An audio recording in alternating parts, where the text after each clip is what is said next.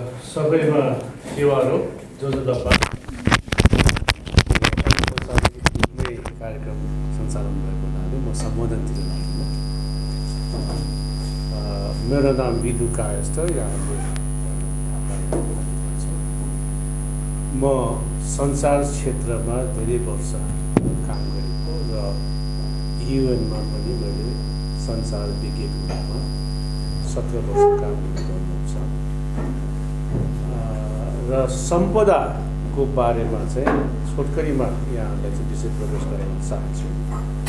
सम्पदा हाम्रो पहिचानसँग जोडिएको सूत्रधार। पहिचानको मुद्दा हामीले धेरै वर्षदेखि लड्दै आएका छौँ। पहिचानको प्राप्तिको लागि अहिले पनि हाम्रो सङ्घर्ष जारी नै छ र पहिचानलाई बुझ्नलाई सम्पदाको महत्त्वपूर्ण भूमिका छ भन्ने कुरा धेरै विद्वानहरूसँग छलफल गर्दै अहिले चाहिँ स्थलगत रूपमा स्थानीय बुद्धिजीवी मित्रहरूसँग एउटा अन्तर्क्रिया गर्दै गर्ने क्रममा म आज धरान आइपुगेको छु र केही मित्रहरू त म पहिलेदेखि चिन्दछु, जस्तै कि हर्षजी हाम्रो पुरानो अग्रज भयो, जनताजीलाई आज देखेँ धेरै खुसी लाग्यो र त्यस्तै अरू साथीहरू पनि म कोही चिन्छु, कोहीले चाहिँ नयाँ अनुभव हुन्छ मेरो लागि। अब सम्पदालाई बुझ्न चाहिँ हामी के गरेर बुझ्छौँ भने सम्पदा भनेको प्राकृतिक वा मानवद्वारा निर्मित उत्कृष्ट सिर्जना जो परम्परादेखि हाम्रो सभ्यताको धरोहरको रूपमा रहेका मूर्त अमूर्त शास्त्रीय सम्पदाका साथै प्राकृतिक सम्पदाहरूलाई हामी बुझ्न सक्छौँ। सम्पदालाई विश्व सम्पदा सूचीकृत गर्ने संस्था युनेस्कोले दुईटा भागमा विभक्त गरिएको छ र एउटा प्राकृतिक सम्पदा हो, अर्को चाहिँ सांस्कृतिक सम्पदा। अब प्राकृतिक सम्पदा भन्नाले मैले अघि नै निवेदन गरे अनुसार प्रकृति स्वयंद्वारा सिर्जना भएको, जसलाई पछि मानव समुदायले संरक्षण गर्दै व्यवस्थापन गर्दै अहिलेसम्म रहिआएको कुरालाई बुझिन्छ। त्यस्तै कि सांस्कृतिक सम्पदा भनेको हाम्रो मानव सभ्यतासँग जोडिएका मूर्त र अमूर्त दुई किसिमको सांस्कृतिक सम्पदाहरू छ। मूर्त भन्नाले चाहिँ मूर्तलाई हामीले मोनुमेन्ट्स भन्छौँ, स्मारक भन्छौँ। अब जस्तो स्मारकलाई हामी दरबारको रूपमा पनि बुझ्न सक्छौँ र पुरानो जुन चाहिँ मन्दिरहरू भए या पुरानो सभ्यताका चाहिँ बस्तीहरू भए र पुरानो जुन चाहिँ परम्परादेखि चलिआएका अरू किसिमका आइकोन्सहरूलाई पनि हामी मूर्त सम्पदाको रूपमा बुझ्न सक्छौँ। त्यस्तै अमूर्त सम्पदा भनेको देख्न र छुन नसकिने तर हाम्रो जीवनसँग परम्पराअनुसार नै चल्दै आएका रीतिरिवाजका कुराहरूलाई हाम्रो चाहिँ सांस्कृतिक धरोहरको रूपमा रहेका हाम्रा जात्रा मात्राका कुराहरू, हाम्रो मेला पर्वको कुराहरू र यस्तै गरेर हाम्रो जीवनयापनमा जन्मदेखि मरणसम्मका यो चाहिँ जति पनि हाम्रो कुराहरू छन् त्यसलाई अमूर्त सम्पदामा गनिने गरिएको छ। नेपालको कुरा गर्न पर्दाखेरि नेपालमा अहिलेसम्म 10वटा मात्र सम्पदा सूचीकृत भएका छन्, तर विश्वको हकमा चाहिँ विश्वमा 167वटा देशबाट अहिलेसम्म यो प्राकृतिक मूर्त अमूर्त सांस्कृतिक सम्पदा गरेर चाहिँ 1121वटा सम्पदाहरू सूचीकृत भइसकेका छन्। अब 1121वटामा सबभन्दा बढी सम्पदाको चाहिँ सूचीकृत भएको देश चीन हो। चीन र इटली दुईटै देशमा चाहिँ 55वटा सम्पदाहरू सूचीकृत भइसकेका छन् भनेदेखि अर्को चाहिँ दोस्रोमा आउने स्पेन, जहाँ चाहिँ 48वटा सम्पदाहरू सूचीकृत भएका छन्। हाम्रो चाहिँ छिमेकी राष्ट्र भारतमा 38वटा सूचीकृत भएका छन् भनेदेखि हाम्रो नेपालबाट 10वटा सूचीकृत भएको छ।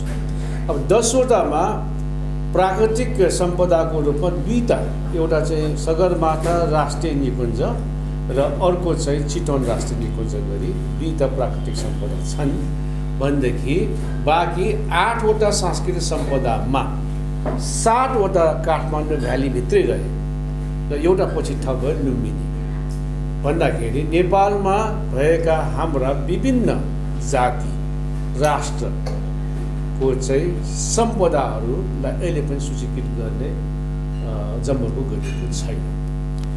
अब त्यो 10वटा मध्ये 2टा त मैले भने 8वटा के हुन् त भन्दाखेरि 8वटा काठमाडौँ भ्यालीभित्र रहेका 3वटा दरबार क्षेत्रहरू पाटन भक्तपुर र काठमाडौँका दरबार स्क्वायरहरू भन्नुहुन्छ। 4औँमा आएर चाङ्गो नारायणको मन्दिर परिसर, 5औँमा आएर तपाईँको बौद्ध, 6औँमा आएर पशुपति अनि 7औँमा स्वयं। यसरी चाहिँ 7वटा काठमाडौँ भ्यालीभित्रै रहे। त्योभन्दा बाहिरको नेपालमा सरप्रस्त रहेका चाहिँ हाम्रो सम्पदाहरूको लागि त्यति चासो नदेखाएको अवस्था छ।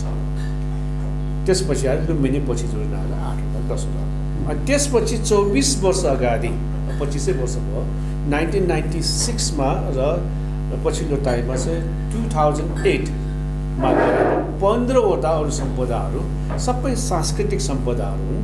15वटा सम्पदालाई विश्व सूचीमा राख्न प्रस्तावित गरिएको जहाँ हामी टेन्टेटिभ लिस्ट भन्छौँ। टेन्टेटिभ लिस्टमा अहिलेको अवस्थामा अब 25 वर्ष अगाडि भएका प्रस्तावमा भएका पनि अहिलेसम्म त्यसलाई चाहिँ पूर्ण लिस्टमा राख्ने जमर्को भएको नदेखिएको हुनाले हामी यो चाहिँ अभियान सुरु गरेका हौँ। अब त्यो 15वटामा के छ त भन्दाखेरि 15वटामा पनि 3वटा त काठमाडौँ भ्यालीभित्रकै सहर बस्ती प्राचीन र मध्यकालीन सहरहरू छन्। त्यसमा चाहिँ तपाईँको खोकना जहाँ अहिले सङ्घर्ष गर्दैछ हाम्रो खोकना बचाउनलाई खोकना भयो। अनि त्यसपछि साँखु यो 24 वर्ष अगाडि भएको अनि 12 वर्ष अगाडि भएको चाहिँ कीर्तिपुर 3टा सहर। त्यहाँबाट आएर काठमाडौँ भ्याली नजिकको पनौती 4 हो। त्यसपछि लुम्बिनीसँग जोडिएका 2टा सम्पदाहरू छन्। तिलुराको दरबार जो गौतम बुद्ध सिद्धार्थ गौतम बुद्धको चाहिँ 29 वर्ष आफ्नो जीवनयापन गर्नुको दरबार तिलुराको दरबार। त्यसपछि आएर रामग्राम चैत्य भनिन्छ। त्यो चाहिँ बुद्धको परिनिर्माण पछि उहाँको अस्तु धातुलाई 8वटा भाग गरेर विभिन्न ठाउँमा राखिएको मध्ये एउटा भाग त्यो चैत्यमा अहिले पनि रहेको छ। रामग्राम चैत्य भनिन्छ। त्यो नवलपरासी जिल्लामा छ। अब यसरी तपाईँको 6वटा 2वटा चाहिँ एउटै नगरपालिका भएको 2टा सम्पदा भएको तानसेन नगरपालिका। त्यसमा के भनेको छ भनेदेखि मेडिएबल सेटलमेन्ट अफ तानसेन, तानसेनको पुरानो बजार जहाँ चाहिँ प्रशस्त मात्रामा मोनुमेन्ट्सहरू छन्। अनि अर्को रिधी, हामी रिधी भन्छौँ, पछि त्यसलाई रुरु क्षेत्र भन्यो। त्यो 2टा एउटै नगरपालिका पर्छ। यसरी हाम्रो 8वटा भयो। अनि 2टा कर्णालीमा छन्। कर्णालीमा 2टामा त्यो पहिलाको जुम्ला राज्यको राजधानी सिन्जा उपत्यका अनि दैलेखमा रहेको भुर्दी मन्दिरको परिसर। यसरी चाहिँ हाम्रो 10वटा भयो। अनि 2वटा चाहिँ तपाईँको बाँकी छ तपाईँको माथि मुस्टाङको अप्पर मुस्टाङमा भएको लोमाङथाङ वाल सिटी अफ लोमाङथाङ भन्छ। त्यो चाहिँ माटोबाट बनाइएको अनौठो किसिमको दरबार हो। त्यसलाई पारिएको छ भनेदेखि मुक्तिनाथ भ्यालीमा रहेका विभिन्न हजारौँवटा गुफाहरू छन्। हामीले यसो आँखाले हेर्दाखेरि चरा बस्ने सानो पाल जस्तो देखिन्छ। पालभित्र मानवद्वारा निर्मित हजारौँवटा गुफाहरू छन्। त्यहाँ के छन् के धेरैवटा कुराहरू छन्। पछिको कुरा गर्नु त्यो 12वटा त्यसरी आयो। पछि 2टा दरबारलाई पनि जोडिन आए। 2टा दरबारमा नुवाकोटको दरबार र गोर्खा दरबार 14वटा भयो। र 15औँ नम्बरमा चाहिँ जनकपुरको जानकी मन्दिरलाई राखेको छ। यसरी 15वटा प्रस्तावित भएको छ। त्यसमा पनि लिम्बुवानको एउटा पनि परेन। एउटा चिन्ताको विषय भएको हुनाले हामीले चाहिँ लिम्बुवानका विद्वानहरूसँग छलफल गऱ्यौँ। जुनमा 4 महिनासम्म हामीले एक दिन पनि नबिराइकन अक्टोबर 4 तारिकदेखि एक दिन पनि नबिराइकन 117 दिन विभिन्न सभ्यताका कुराहरू हामीले अगाडि राख्यौँ। काठमाडौँ भ्यालीभित्रको नेवा सभ्यता हो, त्यसपछि तामाङ सभ्यताका कुराहरू आयो, मगर सभ्यताका कुराहरू, अनि तामाङ यो लिम्बुवानका कुराहरू, लिम्बु सभ्यताका कुराहरू आयो। अनि आएपछि लिम्बुवान एउटा यस्तो प्रदेश हो जहाँ चाहिँ मानव समुदायको उत्पत्तिदेखिका कुराहरू प्रशस्त मात्रामा छरप्रस्त रूपमा रहेको छ। अब यसलाई चाहिँ संरक्षण गरिएन भनेदेखि कालान्तरमा यो मेटेर जान्छ। यो आगामी पुस्ताले यो कुरा थाहा पाउँदैन। अब त्यसकारण बेलैमै हामी जागरुक हुनु पर्यो भनेर ठाउँमा यहाँहरूले सङ्घर्ष समितिहरू पनि बनाइरहनु भएको छ। जस्तै मैले अस्ति ताप्लेजुङमा देखेँ, उहाँहरूको चाहिँ पाथिभरा जो भनियो त्यसलाई रिक्लेम गर्नु पऱ्यो पुरानो नाम है भने सङ्घर्ष समितिहरू बनाइयो। यहाँ पनि तपाईँहरूले बिजेपीलाई जोगाउनलाई तपाईँले एकदमै सराहनीय काम गर्दै हुनुहुन्छ। त्यसलाई रिक्लेम गर्ने प्रोसेसमा हामी छौँ। अब यसपालिको यात्रामा म चाहिँ अस्तिको शुक्रबार भद्रपुरबाट सिधा इलाम गएँ। इलाममा चाहिँ यसरी 4जना साथीहरू विद्वान मित्रहरू बस्नुभएको थियो, त्यहाँ छलफल गरे। जस्तै शनिबार र आइतबारमा बसे उता फेदेन भन्नुहुन्छ तपाईँहरू आफ्नो पुरानो फेदेनमा बसे। त्यहाँ पनि चुम्लुङले एउटा आयोजना गरेको अन्तर्क्रिया भएको 2 दिनको चाहिँ मेरो फेदेनको यात्रामा धेरै महत्त्वपूर्ण कुराहरू मैले टिप्पण गरेको छु। जस्तै कि सुमुहालुङका कुराहरू भयो, जहाँ चाहिँ तपाईँको 6औं शताब्दीमा भएका युद्ध विराम भएर एउटा नयाँ अध्याय सुरु भएको कुरा त्यहाँ चाहिँ मैले टिप्पण गरेको छु। यसमा फेरि थप अध्ययनहरू गर्नुपर्ने अवस्था छ। त्यसपछि म ताप्लेजुङ पुगेँ। ताप्लेजुङमा पनि धेरै जुझारु मित्रहरूसँग चाहिँ दिनभरि हाम्रो अन्तर्क्रिया भयो। त्यसपछि मेरो कार्यक्रम त थिएन झापामा, त्यो झापाको साथीहरूले थाहा पाएपछि झापामा 1 रात त बस्नै पर्छ तपाईँ भन्नुभयो। झापामा पनि कोही चाहिँ उता 4 आलीमा छन् त कोही चाहिँ यता वृद्धमा, कोही कता भएको हुनाले तपाईँले एकै ठाउँमा आउनुहोस्, अहिले चाहिँ म पछि फेरि आउँदा अहिले समय नभएको हुनाले भनेर हिजो बिहान चाहिँ उहाँहरूसँग अन्तर्क्रिया सुरुङगा सबैलाई नजिक भएकोले सुरुङ भयो। त्यसपछि यता आएँ। आज म तपाईँको लागि छु। योभन्दा अगाडि म टिलराकोटको अध्ययन गर्न लुम्बिनी पुगेँ। मात्र मलाई टिलराकोटको मात्र यात्रा गर्ने चाहिँ मेरो कार्यक्रम थियो। त्यसमा पनि के हो भने टिलराकोट चाहिँ Buddha was born in Nepal भनेर हामी कराउँछौँ, त बुद्धको अध्ययन हामी गर्दै अब मलाई एउटा मनमा स्वास के लाग्यो भने एकचोटि 2 वर्ष जति अगाडि म ब्याङ्कक जाँदाखेरि ब्याङ्ककको एयरपोर्टबाट होटलसम्मको बाटोमा बेलुका ठुलो एउटा बोर्ड देखेँ, इलेक्ट्रोनिक बोर्ड अक्षर आयो। त्यसमा लेखिएको चाहिँ Buddha is not just a decorative piece, follow the philosophy of Buddha. Buddha त यो कुनै एउटा राष्ट्रको रहेन त, होइन। बुद्ध त विश्वको सम्पदा भयो। बुद्धको जुन चाहिँ फिलोसफी त्यो चाहिँ एउटा धर्ममा आधारित होइन, हाम्रो मानवीय सभ्यतासँग जोडिएको हो भन्ने जो सन्देश मेरो मनमा लाग्यो। झलक्क मात्र देखेका थिएँ। त्यसपछि यो चाहिँ सम्पदाको यात्राको सुरुवात मैले टिलराकोटबाट गरेँ। अब टिलराकोटलाई प्रस्तावित गरेको 25 वर्ष भइसकेको छ, तर कसैले के गरेको मैले चाहिँ जानकारीमा आएन। अनि टिलराकोट पुगेपछि त्यहाँका नगरपालिका आजभोलि चाहिँ त्यसलाई कपिलवस्तु नगरपालिकाको नाम दिएको छ, राम्रै हो। तौली हवा त्यहाँ चाहिँ मैले कहिले नै उहाँहरूसँग समय मिलाएर एउटा मिटिङ गरेँ। अनि त्यहाँका हाम्रा मेयरज्यूसँग चाहिँ कुराकानी गरेर उहाँले जानकारी नै छैन, यही विश्व सम्पदा पर्या हो र भन्नुभयो। पर्या होइन, प्रस्ताव गरेर 25 वर्ष भयो, तपाईँहरूको आफ्नै जुरिस्डिक्सनभित्र पर्छ नगरपालिका। र त्यसको एउटा अर्को विशेषता के भयो भने लुम्बिनी विकास कोष अन्तर्गत पनि परेको होला। 2टा बलियो संस्थाले यसलाई घचघचाउनु पर्यो। कहाँ घचघचाउने? धेरै ठुलो नारा जुलुस यताबाट केही गर्नुपर्ने छैन, यसमा आन्दोलन पनि गर्नुपर्ने छ। तपाईँले नगरपालिकाबाट पुरातत्व विभागमा एउटा फर्म लिन जानुहोस्। त्यो फर्ममा क्राइटेरियाहरू हुन्छ, त्यो अनुसार चाहिँ तपाईँले भर्नुहोस्। त्यो क्राइटेरिया मिट भयो भनेर उहाँले पहिले नै प्रस्तावमा लेखिसक्नु भएको छ, क्राइटेरिया पुगिसकेको छ। खालि एउटा चाहिँ प्रोसेसमा मात्र राख्नु बाँकी छ। यो नगरपालिकाको अहिलेको अधिकार, नगरपालिकाले दिएको जुन चाहिँ स्थानीय सरकारको अधिकार प्रयोग गरेर तपाईँले त्यसलाई राख्नु पऱ्यो भन्दाखेरि उहाँहरू तुरन्त एक्सनमा आउनुभयो। त्यसपछि लुम्बिनी विकास कोषसँग पनि मेरो मिटिङ भयो। अब 2टै चाहिँ संस्था मिलेर यसलाई अगाडि बढाउने काम भएको छ। त्यसपछि मैले चाहिँ लेख्दै गर्ने पनि काम गरेँ। टिलराकोटको बारेमा एउटा आर्टिकल लेखेँ, रिपब्लिका दैनिकमा निस्किन्छ। अनि रिपब्लिकाको सम्पादकहरूले यो तपाईँले राम्रो सुरुवात गर्नुभएको छ, 15 दिनमा एउटा आर्टिकल छाप्ने काम गरौँ भन्नु। अनि त्यसपछि क्रमशः मेरो चाहिँ आर्टिकलहरू छाप्दै गएँ। 4वटा आर्टिकल निस्कियो अहिलेसम्ममा। टिलराकोटको, त्यसपछि पनौती खोकना र तानसेनको 4वटा। यो सबैमा स्थलगत भ्रमण गरिसकेपछि यो आर्टिकल लेख्ने एउटा अर्को काम थपियो। त्यसले गर्दाखेरि एडभोकेसीको एउटा बलियो आधार भयो। अब म लिम्बुवानको बारेमा पनि बिस्तारै अध्ययन गरेर यहाँसँग सरसल्लाह गरेर के लेख्ने भन्ने म चाहिँ सरसल्लाह गर्दैछु। अर्को यो शनिबार अस्ति यो आउने शनिबारमा चाहिँ कीर्तिपुरको बारेमा निस्किन्छ, मैले पठाइसकेका छु। अनि 15 दिनपछिको चाहिँ शनिबारमा लिम्बुवानको बारेमा म आवाज निकाल्ने, मैले मेरो बलबुताले बुद्धिले भ्यासम्म म एउटा चाहिँ प्रस्तुत गर्ने कोसिस गर्छु, ताकि यो विश्वव्यापी रूपमा छलफलमा आओस्। यति भन्दै अब सम्पदाको अलिकति कुरा गरेर म बिट मार्छु, त्यसपछि यहाँसँग छलफलको क्रममा अगाडि कुराहरू गर्ने जान्छु।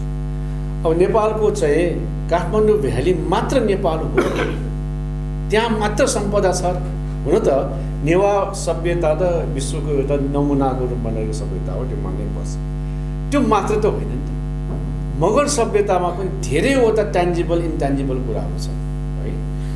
अब हाम्रो चाहिँ एउटा भाषाको कुरा गर्दाखेरि हामी सबैको भाषा मिल्दाजुल्दा रहेछ। हामी जति पनि यो 123 भाषीहरू छन्, हाम्रो भाषा मिल्दाजुल्दा रहेछ है। म लुम्बिनीको क्रममा, लुम्बिनीको भ्रमणको क्रममा मैले सुन्दै गएँ, बुझ्दै गएँ, लुम्बिनी शब्दको अर्थ के रहेछ त भन्ने कुरा मलाई लाग्यो। लुङ भनेको चाहिँ तपाईँको भाषामा पनि पत्थर हो, ढुङ्गा हो, मगरको भाषामा पनि त्यही रहेछ। मेरो चाहिँ नेवार भाषामा पनि, नेपाली भाषामा पनि नु भनेको चाहिँ ढुङ्गा हो। भिङ भनेको चाहिँ हाम्रो भाषामा र मगर भाषामा असल राम्रो, भाइ असल राम्रो चिटिक्क परेकोले भिङ हुन्छ, असल चिजलाई।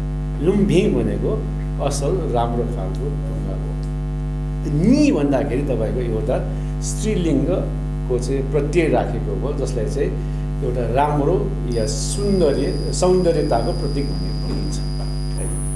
जस्तै कि अब नि शब्द आउँदै अब लिम्बू महिलाले तपाईँहरू के भन्नुहुन्छ, लिम्बू नि भन्नुहुन्छ होइन, नेवार महिलाले नेवार नि भने जस्तै त्यो नि एउटा चाहिँ अक्षर जोडिएको हो कि भन्ने मलाई लाग्यो। यो त अब भाषाविदहरूले चाहिँ यसलाई परीक्षण गर्ने त काम बाँकी नै छ, यो कसरी परीक्षण गर्नुपर्छ। अनि मलाई के लाग्यो, लुम्बिनी भनेको त यो शालिग्राम हो है। शालिग्राम भनेको ढुङ्गा हो, पत्थर हो, चिल्लो ढुङ्गा हो, सानो ढुङ्गा हो, राम्रो ढुङ्गा हो। लुम्बिनी भनेको यो शालिग्राम हुनुपर्छ भने यस्तै विद्वानहरूको सभामा तानसेनमा यो कुरा राख्यो। अनि शालिग्राम किन भन्या हो भनेदेखि त्यो काली गण्डकी त्यही क्षेत्रबाट बग्छ। त्यो काली गण्डकी मात्र यस्तो नदी हो जहाँ चाहिँ शालिग्राम पाउँछ। अब कालान्तरमा पहिला चाहिँ अब बाढी पहिरो त आइरहन्छ नि नेपालमा, नदी नाला भएर जहाँ पनि आउँछ। त्यो बाढी पहिरो आउँदाखेरि एउटा चाहिँ एसम्पसनको कुरा हो, यो यसो स्थापित गर्न बाँकी नै छ। यो काली गण्डकीको बाढी पहिरो आउँदाखेरि शालिग्राम थुप्रै मात्रामा शालिग्राम कहीँ चाहिँ थुप्रिन गयो, त्यो ठाउँलाई लुम्बिनी हो। एउटा हिपोथेसिस, हाइपोथेसिस, एउटा एसम्पसन हो। त शब्द मिल्न आउँछ। अब तपाईँहरूको शब्द र अन्य शब्दहरू, अन्य हामी चाहिँ आदिवासीहरूको शब्द 25% मिल्न आउने अवस्था देखियो। म माछाले ङा भन्छ, तपाईँहरूले ङा भन्नुहुन्छ। 5लाई पनि हामी ङा भन्छौँ, तपाईँहरूले ङा भन्नुहुन्छ है। अस्ति फेदेनमा चाहिँ सोमालुङमा लगियो, मलाई बसेँ, धेरै बेरसम्म बसेँ, सानो सानो कुराहरू हेरेँ।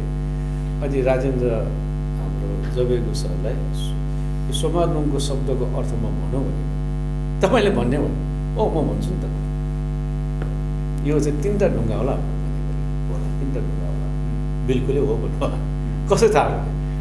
अब सोम भनेको हाम्रो पनि भाषामा 3वटा नै सोम हुन्छ। लुङ भनेको त नो भयो, पत्थर भयो। त्यहाँबाट त्यो 3वटा पत्थर किन राख्यो भने इतिहासको सुरुवात उहाँले केही बेरसम्म उहाँले सम्झाउनु भयो। अनि त्यो चाहिँ तपाईँको स्मारकमा त्यो शिलालेखहरूमा चाहिँ अङ्ग्रेजी लिम्बू लिपिमा श्रीजङ्गा लिम्बू लिपि भन्नुहुन्छ तपाईँहरू, र यो देवनागरी खस भाषामा रहेछ। त्यो मैले टिपे ल्याएको छु। एनिवे अब यो चाहिँ के छ भनेदेखि हामी त्यो सिंह भनेको चाहिँ तपाईँको काठ दाउराले सिंह भन्नुहुन्छ होइन, हामी पनि त्यही भन्छ, तामाङले पनि त्यही भन्छ, यो चाहिँ मगरले पनि त्यही भन्छ। अब आगोलाई मी हामी पनि भन्छौँ, तपाईँहरू भन्नुहुन्छ।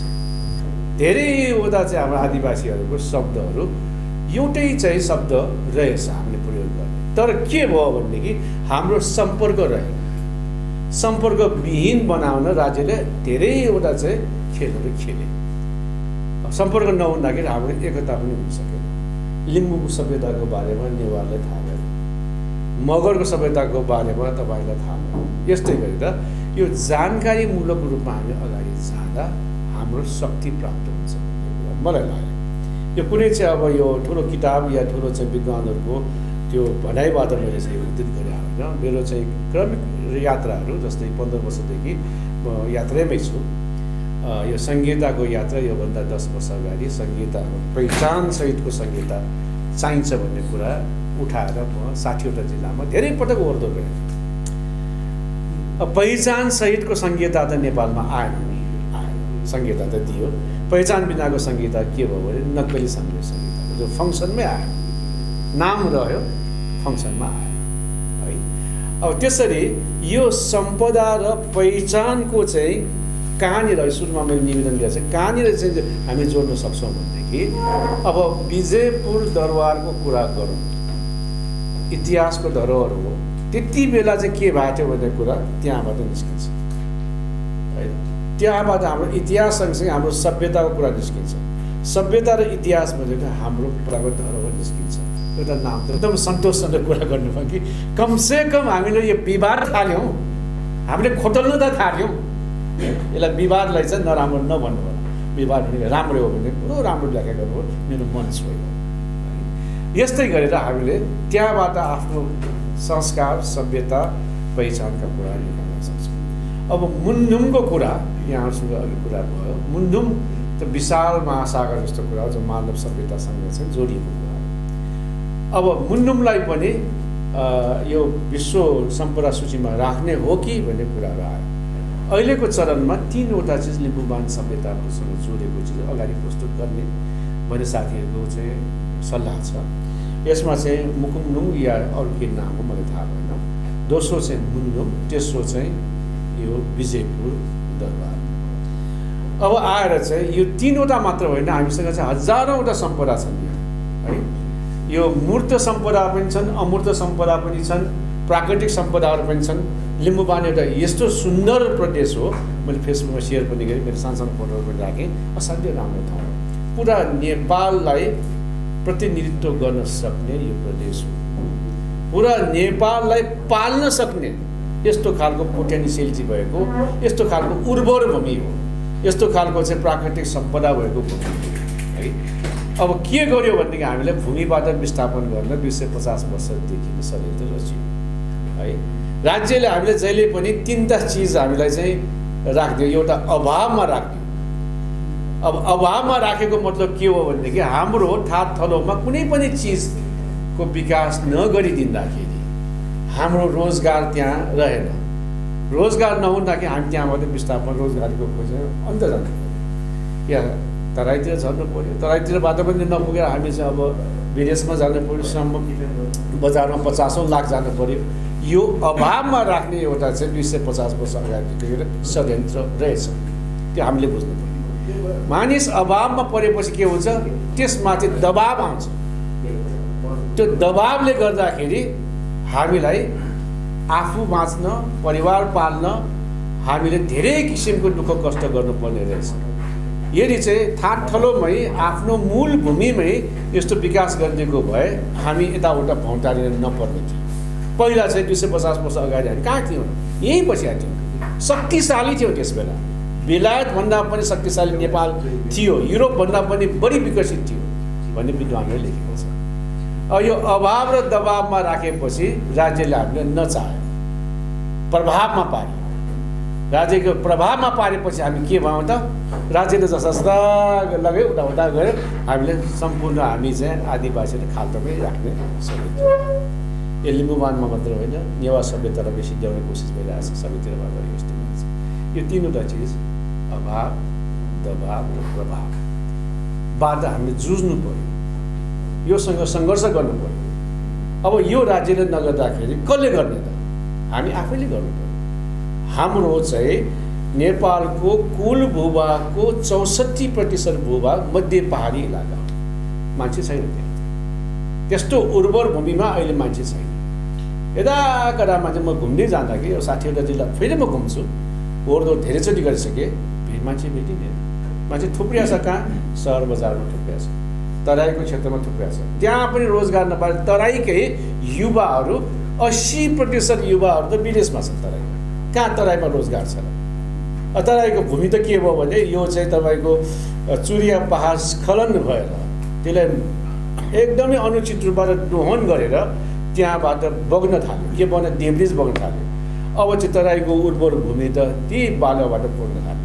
त्यहाँबाट चाहिँ त्यो अब हाम्रो यो तराई चुरिया भनेको चाहिँ उता पाकिस्तानदेखि बर्मासम्म जान्छ। अब त्यस्तो ठाउँमा के भने यहाँ नेपालमा भूस्खलन गराइदियो, त्यो चाहिँ वन जङ्गल विनाश गर्दाखेरि भूस्खलन भयो।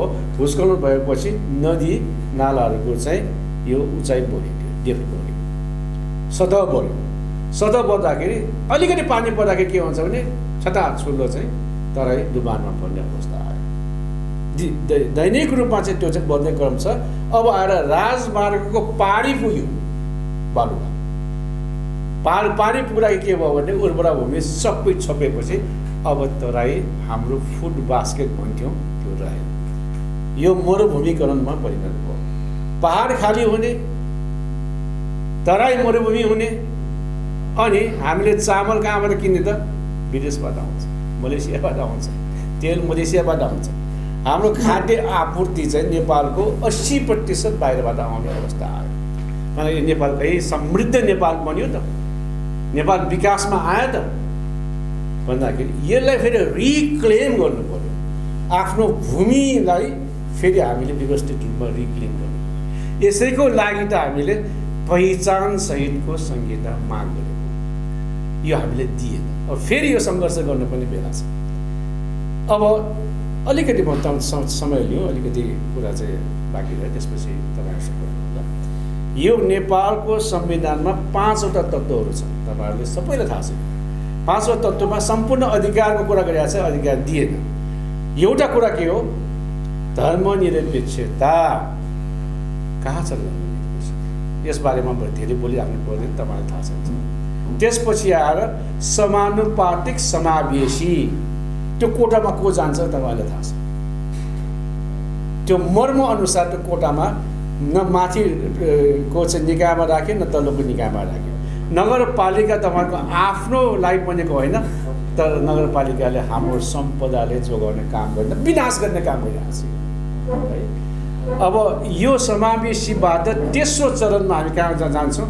सङ्घीयताको कुरा त अघि गरिसक्यौँ। चौथोमा लोकतान्त्रिक व्यवस्था भन्यो। लोकतान्त्रिक व्यवस्था आयो त नेपालमा, लोकतन्त्र आयो, प्रजातन्त्र आयो भनेको 70% नागिसकेको छ। 2007 सालदेखि कुरा गर्ने हो भनेदेखि नेपालमा नेतातन्त्र बाहेक लोकतन्त्रको अभ्यास भयो। जे जति भएको छ नेताहरूको लागि मात्र भएको छ। नेताहरूको लागि मात्र हुने व्यवस्थालाई के भन्छ? नेतातन्त्र भन्छ। घुमिफिरी गरेर 12-15 जना नेताहरूको खेलमा यो हामी जनता पिल्सेका छौँ। त्यसपछि 5औं नम्बरमा गणतन्त्र। अब गणतन्त्र भनेको चाहिँ साधारण मानिस नेपालीको छोराछोरी राष्ट्रपति हुने व्यवस्थालाई गणतन्त्र भन्छ, राजा रहित व्यवस्था। अब हामी 2टा राष्ट्रपति देख्यौँ। 2टा राष्ट्रपतिको क्रियाकलाप हेर्दाखेरि कति विलासीपूर्ण क्रियाकलाप छ त होइन। अब राजाले जुन चाहिँ दसैँमा यो पीठहरू दर्शन गर्ने, राष्ट्रपतिले पनि गर्यो। तर राष्ट्रपतिले अरू धर्मलाई उहाँले वास्ता गर्नुभयो। सबै नेपालीको समान रूपमा नेपालीले व्यवहार गरेको देखियो।